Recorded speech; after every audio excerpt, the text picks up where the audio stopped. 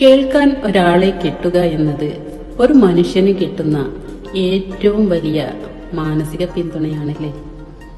അത് പറയുന്ന ആൾക്ക് ആശ്വാസവും ആത്മവിശ്വാസവും സ്നേഹവും സന്തോഷവും എല്ലാം ചേർന്ന ഒരു പോസിറ്റീവ് എനർജി നൽകും.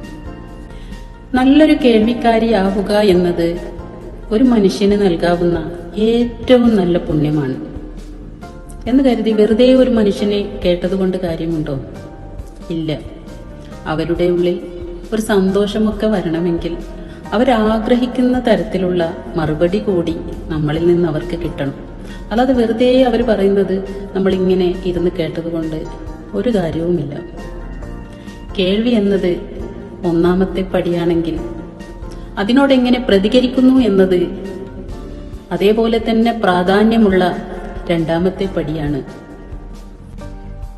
പറയുന്ന ആൾ അവരുടെ മനസ്സിൽ എന്താണോ ആഗ്രഹിക്കുന്നത് അത് തിരിച്ചറിഞ്ഞ് മറുപടി കൊടുക്കുമ്പോഴാണ് അവർക്ക് ഇരട്ടി സന്തോഷം ലഭിക്കുന്നത്.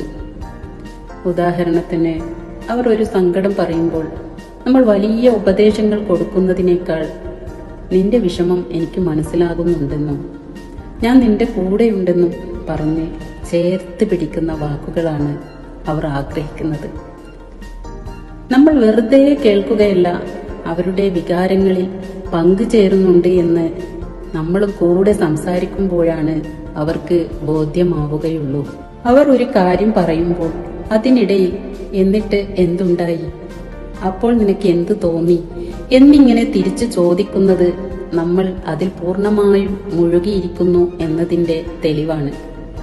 അവരോട് യോജിക്കുന്നിടത്ത് അത് ശരിയാണ്, നീ ചെയ്തത് വളരെ നന്നായി എന്നിങ്ങനെ മറുപടി നൽകുന്നത് അവരുടെ ആത്മവിശ്വാസം കൂട്ടും. അല്ലാതെ ഒരാൾ മാത്രം സംസാരിക്കുകയും മറ്റേയാൾ വെറുതെ ഇരിക്കുകയും ചെയ്താൽ അതിനെ കമ്മ്യൂണിക്കേഷൻ എന്ന് വിളിക്കാൻ പറ്റില്ല. നമ്മൾ തിരിച്ചു സംസാരിക്കുമ്പോൾ മാത്രമാണ് അവർക്ക് ഞാനൊരു ചുവരിലിട്ടല്ല സംസാരിക്കുന്നത്, എന്നെ മനസ്സിലാക്കുന്ന ഒരു മനുഷ്യനോടാണ് സംസാരിക്കുന്നത് എന്ന ഫീലിംഗ് വരുന്നത്. നമ്മുടെ അനുഭവങ്ങളോ അല്ലെങ്കിൽ അവരെ ആശ്വസിപ്പിക്കുന്ന വാക്കുകളോ തിരിച്ചു പറയുമ്പോഴാണ് ആ സംഭാഷണം പൂർണ്ണമാകുന്നത്. ചിലപ്പോൾ പറയുന്ന ആൾ ആശയക്കുഴപ്പത്തിലായിരിക്കാം. അങ്ങനെയുള്ളപ്പോൾ നമ്മൾ തിരിച്ചു നൽകുന്ന നല്ലൊരു മറുപടി അല്ലെങ്കിൽ ഒരു ചെറിയ നിർദ്ദേശം അവരുടെ ജീവിതത്തിലെ വലിയൊരു വഴിത്തിരിവായേക്കാം. വെറുതെ കേട്ടിരുന്നാൽ അവർക്ക് ആ വഴിവിളക്ക് കിട്ടിക്കൊള്ളണമെന്നില്ല.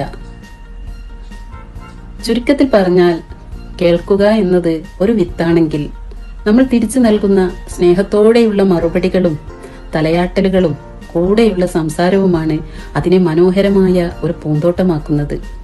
അതുകൊണ്ട് വെറുതെ കേട്ടിരിക്കുക മാത്രമല്ല, അവരുടെ മനസ്സിന്റെ താളം അറിഞ്ഞ് അവർ ആഗ്രഹിക്കുന്ന രീതിയിൽ തിരിച്ചു സംസാരിക്കുകയും മറുപടി നൽകുകയും ചെയ്യുമ്പോൾ മാത്രമേ പറയുന്ന ആൾക്ക് യഥാർത്ഥ സന്തോഷവും ആശ്വാസവും ലഭിക്കുകയുള്ളൂ.